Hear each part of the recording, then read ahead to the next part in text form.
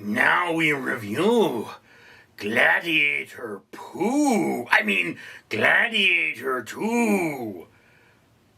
Same difference. Ladies and gentlemen, I have seen Gladiator 2. So, I don't remember Gladiator because it's been so long, but apparently the kid from the first one, I remember he had a conversation with the Gladiator, Maximus, or whatever it is. And apparently he wound up like his dad was killed or something, and he wound up opposing Rome and getting captured as a slave and, losing everything and becoming a gladiator. So he shows up in Rome, and the general that did all this to him is sort of our Maximus character. He wants to go home. He's done with war. He's tired of this crap. And, the entire first movie was pointless because nothing changed. What you now have is the twin Justin Bieber, Joffrey, Monday morning twins who are now running Rome, and everybody hates them, and the Roman people are rioting and suffering, and they're still killing each other. The whole point of that business, wasn't it that, the emperor that died in the beginning, the one that Joaquin Phoenix's character killed, didn't he, be like, hey, we're not going to do the games anymore. That's stupid. And then, his son's like, yeah, let's do the games again. I like seeing people killed.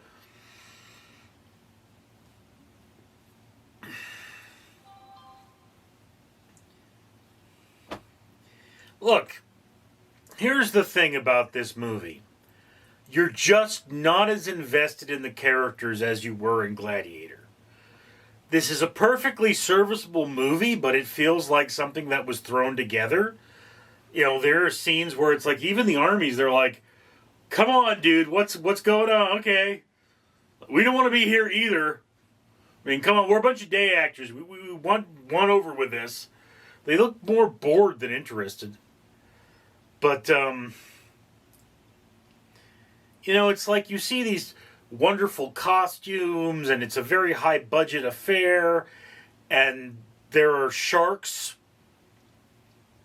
I know the Romans were known for doing stuff that we couldn't. They were known for high-end technology, but you do know that full-size sharks are very hard for us to keep. I don't know if there's any species of shark the Romans could have kept. Maybe that's a thing. But the large shark species tend to not do well in captivity. You need a very large container. So anything that would attack a human, I guess a cookie cutter shark would attack a human, but I don't think the Romans knew about them. So the shark scene, it may be historically accurate. I don't know. I'm not thinking it is, but it may be. I do know that the Romans did somehow flood the Colosseum and do naval battles, although, to be flatly honest with you, the ships they're using look a little large for that. I would have thought they were scaled down, but then, I've never looked into that. So, we're not judging this movie by its accuracy, but it's a movie with a lot of just dumb. And, again, in the first movie, when the old emperor was killed, you cared. And, when Maximus lost his family, you were very invested in his family. I don't think you ever got to see the wife's face, but he was just, you could tell how much he loved his family and how devastating it was and how horrible things were. With this one, it's like, okay, you're not pulling at the heartstrings the way you were. And then, the emperors, they're secondary characters in all truth. And it doesn't build them up enough for me to care about them. You've got Denzel Washington's character who's like, he's the slave master. He owns the gladiators. And okay, that's a thing.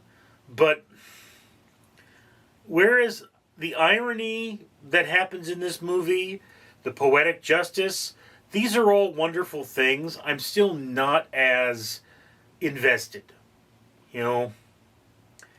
It's just Denzel Washington's character makes a lot of promises that it's like, why would you even do that?